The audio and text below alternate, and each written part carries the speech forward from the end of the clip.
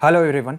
तो आज के इस वीडियो में हम लोग SSC stenographer 2020 ideal daily study time table के बारे में बात करेंगे ताकि आप 160 प्लस का स्कोर कर सकें। देखिए, एग्जाम में लगभग 2 महीने का टाइम बाकी है। एग्जाम कब होगा ये मत पूछिएगा कि ऑफिशियल नोटिस अभी तक कुछ नहीं आया है, लेकिन हम लोग एक्सपेक्ट करेंगे नवंबर में एग्जाम होना चाहिए।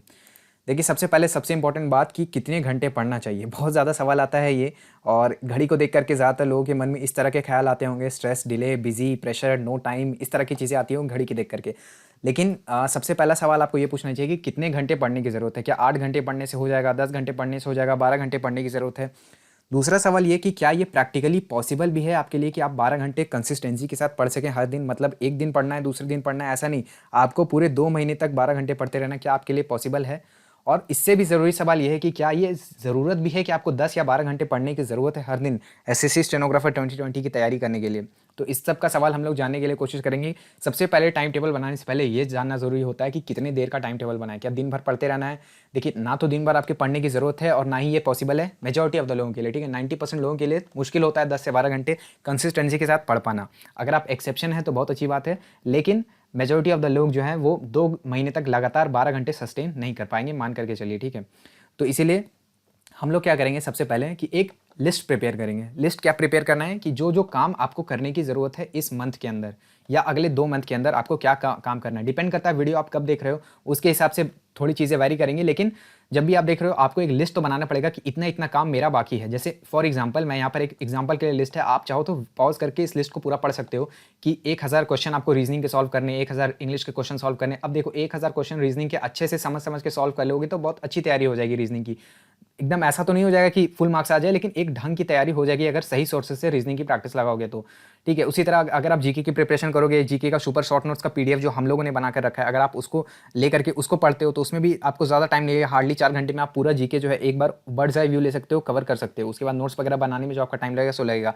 वैसे भी अभी आप अपने जो जीके के सुपर शॉर्ट नोट्स के पीडीएफ है उसके ऊपर डिस्काउंट भी चल रहा है, तो एसएससी 20 का डिस्काउंट कोड अगर लगाओगे तो आपको वहाँ पे 20% का ऑफ भी मिल जाएगा, चाहे वो तो वो ले सकते हो। बाकी यहाँ पर चीज़ें देखो, current affairs, GK topics, GK का नोट्स मेकिंग जो है, मॉक टेस्ट वगैरह, हर एक चीज़ के ऊपर यहाँ पर ध्यान में रखा गया है। ठीक है, मैं बस ये एक सैंपल के लिए लिया गया है, ये आपको खुद से अपने लिए प्रिपेयर करना पड़ेगा कि आपको किस चीज़ में ज़्यादा टाइम देने की जरूरत है। हो सकता है किसी को वोकैब में ज़्यादा टाइम देने की जरूरत है, हो सकता है किसी को उतने मॉक्स लगाने की जरूरत नहीं है, तो वो मॉक में उतना टाइम नहीं देगा, वो मॉक में कम टाइम देगा। हो सकता है कि किसी को इंग्लिश में उतना ज़्यादा रिवीजन नोट्स बनाने की जरूरत नहीं है, उसके पास नोट्स पहले से प्रिपेयर है, तो वो इसमें 10 घंटा नहीं देगा। हो सकता है इसका 2 घंटे में, 5 घंटे में, 6 घंटे में काम हो जाए। ये टोटल आपके 2 महीने का आप सोच करके देखोगे तो 2 महीने में आपको क्या क्या काम करना है, पूरा लिस्ट आप प्रिपेयर करोगे। एक लंबा सा लिस्ट होगा इस तरह से, इससे भी लंबा लिस्ट हो सकता है, आपको अपने लिए कस्टम लिस्ट बनाना है। ठीक है, यहाँ से आप बस एक रेफरेंस ले सकते हो कि लगभग कितना टाइम लगेगा। ठीक है, आप अपना बेस्ट एबिलिटी से सोचोगे कि कितना टाइम लगना चाहिए। जैसे 6 मंथ का करंट अफेयर्स प्रिपेयर करने के लिए 10 घंटा लगेगा अगर आप वीडियो वगैरह देख कर करते हो सकता है आपको लगे कि इससे ज़्यादा टाइम रिक्वायर्ड है, हो सकता है 16 घंटे लग सकता है, तो आप अपने हिसाब से इस टाइम को प्रिपेयर करो। ठीक है, जब ये लिस्ट आप पूरा बना लोगे एकदम अच्छे से सोच समझ के, इस काम को करने के लिए अच्छे से ठंडे दिमाग से लगभग एक दिन आप खपाना। ठीक है, एक दिन आप इन्वेस्ट करना इसके लिए, टाइम टेबल को प्रिपेयर करने के लिए। ठीक है, बिल्कुल आपका अच्छा इन्वेस्टमेंट होगा, यकीन मानो। तो इस तरह से आप एक अपना लिस्ट प्रिपेयर कर लोगे कि कौन कौन सा काम आपको करना है अगले 2 महीने के अंतराल में।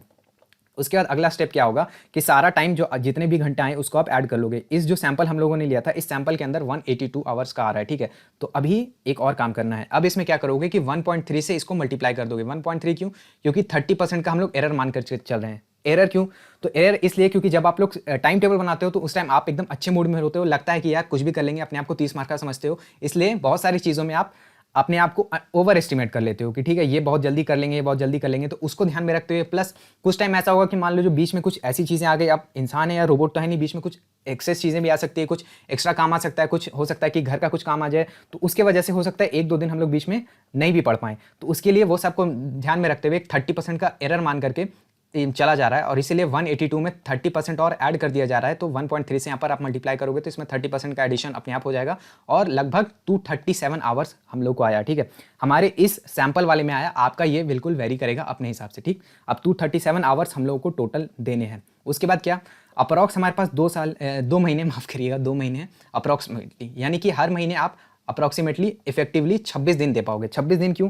क्योंकि जो 4 दिन है वो हम लोग मान करके चल रहे हो कि हर हफ्ते आप एक दिन का ब्रेक रखोगे, ठीक है, एक संडे को या मंडे को, सैटरडे को, किसी एक दिन तो ऐसा होगा कि अपने लिए छुट्टी दोगे। हर दिन तो इंसान पढ़ नहीं सकता ना, क्योंकि अपने को क्या है, कंसिस्टेंसी से पढ़ना है। ऐसा नहीं कि 4 दिन 12-12 घंटे पढ़ लिए और उसके बाद फिर 4 दिन 2-2 घंटे पढ़ लिए, ठीक है, वैसे नहीं करना, कंसिस्टेंटली हम लोग को देने हैं, ठीक। तो आप एक एक दिन का ब्रेक भी मान करके चलोगे तो 26 दिन आपके एक महीने के होते हैं, यानी कि 2 महीने का कितना हो गया, 52 डेज आपके हो गए 2 महीने के, ठीक।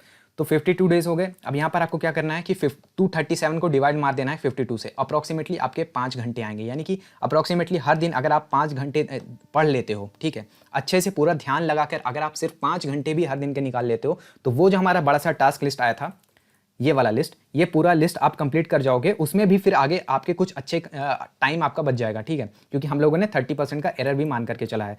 तो ये वाले हम लोगों को 5 घंटा आया है। अब हो सकता है कि आप लोग जो है थोड़ा लेट से वीडियो को देख रहे होगे, 30 दिन ही बचा होगा या फिर 25 डेज बचा होगा, 40 डेज बचा होगा, डिपेंड करता है आपके ऊपर। तो हो सकता है ये वाला जो आंकड़ा है ये वेरी करेगा, लेकिन ये आपका बहुत छोटा ही आना चाहिए। ऐसा नहीं आना चाहिए कि फिर ये 12 घंटा 14 घंटा आ रहा है। अगर देखो 12 घंटे से ऊपर जा रहा है तो इम्पॉसिबल है, फिर छोड़ दो, कुछ और देखो, या तो इसको कम करो, ये जो नंबर है इसको कम करो, या फिर अगले साल देखना भाई, इस बार नहीं होने वाला, क्योंकि 14 घंटा पॉसिबल ही नहीं है इंसान के लिए।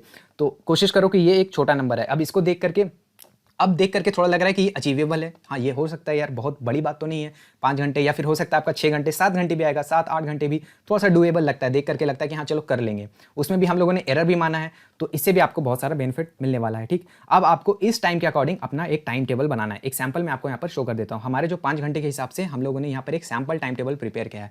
यहाँ पर देखिए, आप थोड़ी चीज़ें आप यहाँ पर आपको नोटिस करना है। सबसे पहले रीडिंग वगैरह का जो काम है ये आप कोशिश करो कि मॉर्निंग के समय में रखोगे, क्योंकि उस टाइम इंसान बहुत अच्छा ऑब्जॉर्व करता है, ठीक। उसके बाद बीच में हमारे ब्रेक भी रखे गए हैं, ठीक है, 1 घंटा का यहाँ पर खाने वाने का ब्रेक है, उसके बाद लंच यहाँ पर भी रेस्ट है, उसके बाद एक शॉर्ट ब्रेक है और एक बफर टाइम भी रखा गया है। इस सब की एक इंपॉर्टेंस है। आप चाहो तो पॉज करके वीडियो यहाँ पर देख करके थोड़ा सा रेफरेंस ले सकते हो, लेकिन अब मेन पॉइंट पर आगे बढ़ता हूँ। देखिए कुछ इंपॉर्टेंट पॉइंट्स हैं कि अगर आप इस टाइम टेबल को पूरे 100% नहीं भी फॉलो कर पाए, ठीक है, नहीं भी फॉलो कर पाए, तब भी आपको टेंशन लेने की कोई जरूरत नहीं, क्योंकि हम लोगों ने पहले भी 30% का एक्स्ट्रा टाइम अपने हाथ में लिया ही है। तो किसी दिन हो सकता है कि आप 5 घंटे पूरे ना दे पाओ, 2 ही घंटे दे पाओ, 3 ही घंटे दे पाओ, कोई दिक्कत वाली बात नहीं। और मैं हमारे यहाँ पर जो हमारा लिया गया था सैंपल में, उसके 5 घंटे की बात करूँ, आपका हो सकता है 7 आए, आपका हो सकता है 4 ही आए, 3 ही आए, तो पूरा नहीं भी कर पाओ तब भी कोई आपको स्ट्रेस लेने की जरूरत नहीं है, ठीक। आपको बीच बीच में ब्रेक का टाइम हमेशा रखना है अपने टाइम टेबल में, ब्रेक एकदम रखना है, बहुत ज़रूरी बात है। उसके बाद बफर टाइम भी आपको एक रखना है। देखो यहाँ पर एक बफर टाइम रखा गया है 2 घंटे का, यानी कि इससे पहले ही ये जो आपके रिवाइज नोट्स है यहाँ तक कि आपके 5 घंटे कंप्लीट हो जा रहे थे, फिर भी 2 घंटे का हम लोगों ने एक्स्ट्रा टाइम लिया है। यानी कि अगर मान लो कि यहाँ पर कोई एक टाइम में आप सुबह टाइम से नहीं उठ पाए, कुछ प्रॉब्लम हो गया, या फिर बीच में कहीं आपको मार्केट जाना पड़ गया, कुछ इशू आ गया, तो उसको आप यहाँ पर कवर कर सकते हो। यानी कि इसमें भी हम लोग बफर रख रहे हैं, प्लस उधर भी 30% का बफर रखा है। यानी कि टाइम टेबल जितना आपने टास्क का लिस्ट बनाया है वो लिस्ट तो पक्का कंप्लीट होने जा रहा है, उसके बाद भी आपके पास टाइम बच जाएंगे अगर आप अच्छे से पढ़ाई करते हो तो बस आपको एक छोटा सा टाइम टेबल अपने हिसाब से बनाना है और बफर इसमें आप जरूर रखोगे। देखिए सबसे अच्छी बात इस टाइम टेबल की ये है कि 10 से 12 घंटे पढ़ना है। उसका जो प्रेशर है कि झूठ मूठ का अपने ऊपर आप गिल्ट लेकर के जाते हो कि यार 10 घंटे नहीं हो रहे, 12 घंटे नहीं हो रहे, 8 घंटे नहीं हो रहे, क्यों, अरे यार ज़रूरत ही नहीं है, तो फिर क्यों अपने आप को टेंशन में डालना कि यार आज 8 घंटा पढ़ाई नहीं हुआ, दिन भर गिल्ट में रहते हो, जबकि 6 घंटा भी पढ़ाई एक अच्छी पढ़ाई मानी जाती है। अगर आप अच्छे से कॉन्सेंट्रेशन देकर के पढ़ो, कॉन्सेंट्रेशन ज़्यादा इंपॉर्टेंट है ना कि नंबर ऑफ आवर्स, ठीक है। तो कॉन्सेंट्रेशन के ऊपर ध्यान दो और थोड़ा सा टाइम टेबल पूरा फॉलो नहीं हो पाए तब भी कोई इशू नहीं है। ये टाइम टेबल इस तरह का है कि आपको कोई प्रॉब्लम नहीं आने वाली है। दूसरा ये बात की जो प्री डिफाइंड आपके गोल्स हैं, ठीक है, यहाँ पर जो आपने गोल्स पहले से रखा है बना करके लंबा चौड़ा जो आप गोल्स बनाओगे, तो वो उससे क्या होगा कि आपको बहुत ही बेहतरीन कॉन्फिडेंस मिलेगा। जैसे जैसे आप उस गोल्स को टिक करते जाओगे कि हाँ ये हो गया, ये हो गया, ये हो गया, इस तरह से अगर आप अपने काम को करते जाओगे और पहले से आपको पता होगा कि आपने वेल प्लान्ड वे में शुरुआत की है। देखो शुरुआत अच्छी करोगे तो अंत भी अच्छा होगा, अंत भला तो सब भला, फिर आगे भला ही भला होता चला जाएगा। तो इसीलिए ये आपको प्री डिफाइंड गोल्स जो है आपको बहुत ही बेहतरीन कॉन्फिडेंस देंगे। तो बस ये वीडियो यहीं तक था। आपको अपने एग्जाम के लिए ऑल द वेरी बेस्ट। अच्छे से तैयारी करो, टाइम टेबल को अच्छे से फॉलो करो, अच्छे से एक दिन दे करके इस टाइम टेबल को बनाओ। हमारे टाइम टेबल को कॉपी करने की जरूरत नहीं, अपना आप अपने हिसाब से बनाओ। जो आपको लगता है ज़्यादा टाइम देने की जरूरत है ज़्यादा दो, कम देने की जरूरत है कम दो, लेकिन पूरे 2 महीने का 1 महीने का जितना भी टाइम आपके लिए एग्जाम के लिए बचा है उसके लिए पूरा टाइम आप पहले से एक टास्क लिस्ट बनाओ कि ये चीज़ें करनी है। और अनरियलिस्टिक फालतू चीज़ों को इसमें मत डालो जिसका कोई जरूरत नहीं एग्जाम को क्रैक करने के लिए, वो सब डालने की जरूरत नहीं है।